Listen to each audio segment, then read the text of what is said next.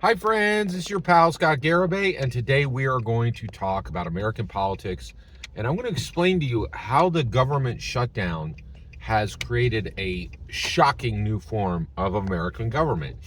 Now, a lot of people are like, oh, I guess the government shutdown will come back on eventually. No, I think there's a good chance.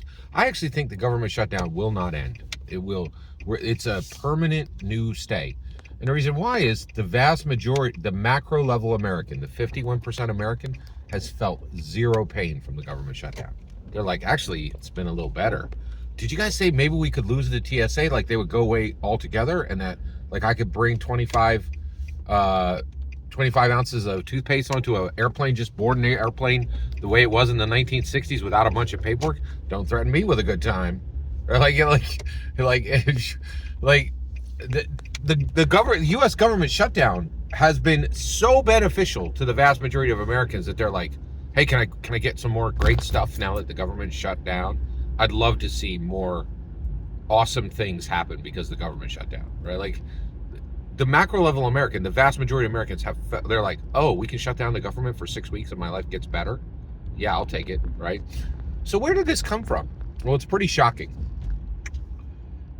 The Republicans have completely revolutionized. They've done a bloodless revolution of American politics. It is incredible.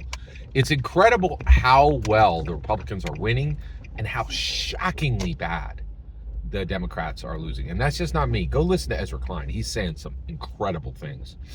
He's breaking it down. He's like, American politics have changed forever.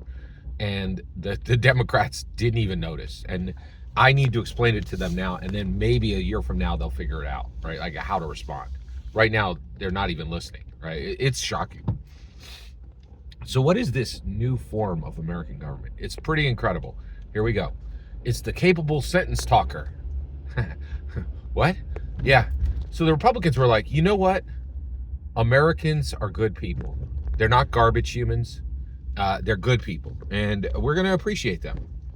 Scott, the Democrats think that Americans are good people. No, that's not true. The way the Democrat Party has functioned for a long time is they are Ivy League socialists who hate America, and they despise the average American. They despise the majority of Americans. They're like, oh, those garbage humans, those deplorables. And it's not like, you're like, Scott, that's an outrageous accusation. Ezra Klein is a dyed-in-the-wool liberal, right? He said the greatest sin of the Democrats over the last few years is contemptuous condemnation. Contemptuous condemnation. They just like, they have contempt for America. And, contemptuous condescension. Contemptuous condescension. Right? He said Democrats have been doing for years persuasion without representation. They're like, hey, you're under our umbrella. We should represent you, but we're not going to. We're just going to persuade you that what happens when we disagree? You think that we should represent, that we should feel that like white men are human beings, right? What happens when the Democrat leadership is like, no, white men don't matter. We don't have to give them anything. They're just going to vote for us because we tell them to vote for us, right? Ezra Klein explained this. He's like, persuasion without representation. Oh, you're a white man and you think you should get something? Well, you've already gotten something for 150 years or 250 years. You get nothing now. Oh, we disagree? Well, here's how this works. You tell us where we're wrong. We disagree. And we explain to you how you're wrong, and then you vote for us. That's the process. And what's shocking is they did get away with this. They got away with this for like 30 years, right? And then they realized, oh my gosh, we're not representing white men. We're not representing white women. We're not representing African Americans, and we're not representing Latinos, right? And those groups voted for Trump. And the Democrats were like, what? Wait. Didn't we explain to you how you were wrong? And then the next part is you vote for us. We do nothing for you. We explain to you with our Yale and Harvard degrees how you're wrong, and then you vote for us. That's the way it's been for 30 years. What happened? So the Republicans come along and they're like, hey, check this out. What if we respected Americans and actually didn't think they were garbage humans? And you're like, well, Scott, I don't think the Democrats thought that Americans were garbage humans. What did they do from 2020 to 2024? Here's the revolution that the Republicans were like, Americans deserve a president who can speak sentences. And the Democrat leadership was like, you ridiculous fool. Those disgusting animals. They don't deserve, no American deserves a president that can speak sentences. Absolutely not. No one. Doesn't matter what gender you are. Doesn't matter what ethnicity you are. If you're an American, you take what we tell you. You don't get somebody who can listen to sentences, perceive what was said, and then respond with an actual answer.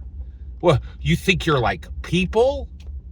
Like, and you're like, yeah, we think we're people. We think we're human beings. Well, the Democrats disagree. You guys are all just disgusting, horrible monsters, and you deserve nothing. You'll take what we give you.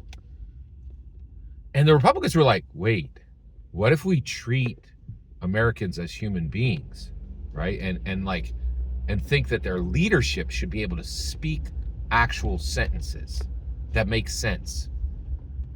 I don't know, Bob. That sounds really out. Like, you're going to give Americans that much? A capable sentence talker?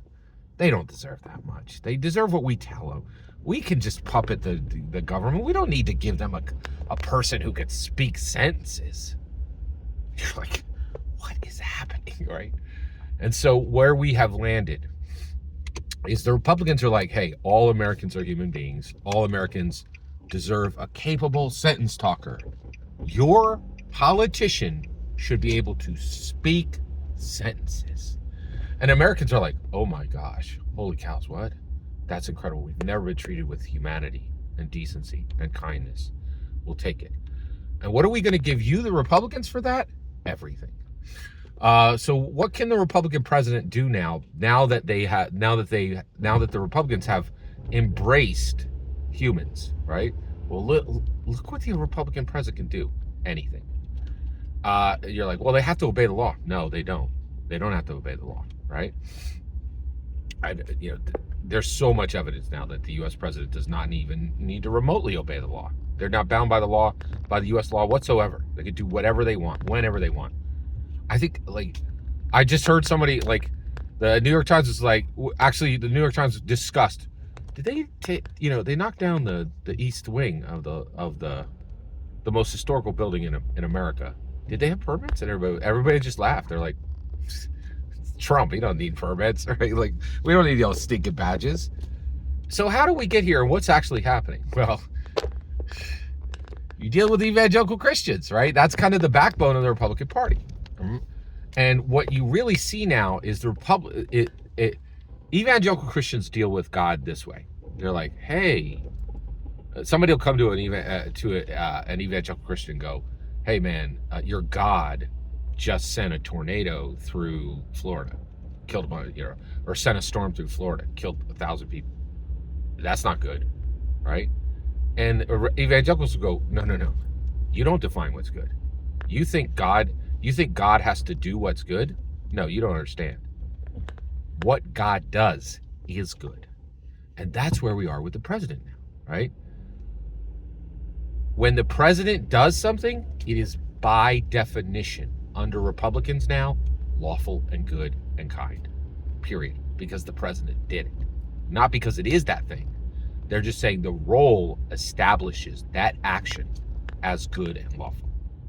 That's where we are. That is a bloodless revolution of American politics. And that's where we really are right now, okay? And you're like, well, I don't like that. Oh, you could complain all you want. But the reality is that is the concrete reality of where we have landed, right? And I really think the Democrats made the terrible, terrible mistake of treating every American, every single American, didn't matter what gender, didn't matter what ethnicity. They're like, you all suck. You deserve nothing. You don't even deserve a president who can speak sentences. How dare you demand a president who can speak sentences? We will shadow puppet whatever we need from the government, and you will seal your flapping maw and do as we tell you. And they're in a lot of trouble now. The Democrats are cooked. They are absolutely cooked. Every single word you just heard in this video is my humble opinion. Nothing more, nothing less. The important part is when I get to hear your humble opinion. When you get in the comments and send your traffic. Please consider liking and subscribing, and have a fetch millennium.